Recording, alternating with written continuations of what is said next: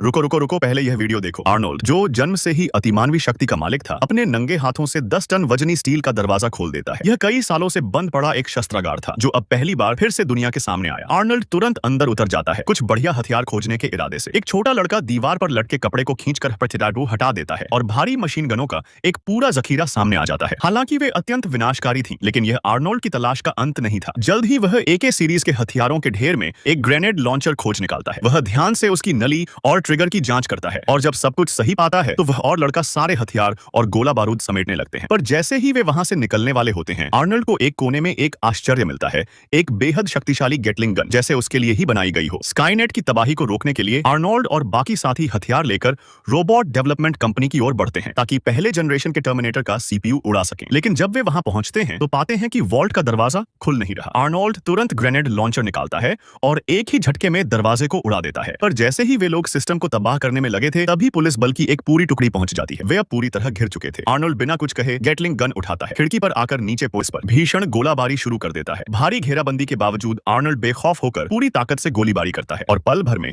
नीचे का इलाका नरक बन जाता है। पुलिस डर कर भाग जाती है और उसी समय डॉक्टर और गोल्ड सिस्टर बिल्डिंग में विस्फोटक सेट कर देते हैं। लेकिन जैसे ही वे बाहर निकलने ही वाले थे, एक और दरवाजा खुलता है और पूरी तरह से लैस स्पेशल फोर्सेस अंदर आ जाती है। वे आते ही गोलियां चलाने लगते हैं। डॉक्टर गोली से घायल हो जाते हैं और आखिरी सांसों में गोल्ड सिस्टर को भागने का आदेश देते हैं। जैसे ही सभी लोग बाहर निकलते हैं, डॉक्टर बम का स्विच दबा देते हैं और पूरा टेक कंपनी का हेडक्वार्टर धराशायी हो जाता है। सबको लगता है कि खतरा टल गया, लेकिन तभी एक अत्याधुनिक इंटेलिजेंट मशीन T-21 सामने आ जाती है। T-21, जो भविष्य से आई थी, अपने गुस्से में एक टैंकर ट्रक लेकर पीछा करती है। आर्नल्ड ट्रक पर चढ़ जाता है और उस पर गोलियां बरसाने लगता है। वह T-21 को बुरी तरह जख्मी कर देता है और अपने साथियों को सुरक्षित निकालने के लिए ट्रक का स्टीयरिंग घुमा देता है। ट्रक पलट जाता है और उसमें से लिक्विड नाइट्रोजन बहने लगता है। T-21 जैसे ही लिक्विड नाइट्रोजन को छूती है, तुरंत एक बर्फ की मूर्ति में बदल जाती है। आर्नल्ड यह मौका नहीं गंवाता और उसे चकनाचूर कर देता है। पर सबको लगता है खतरा खत्म हो गया है।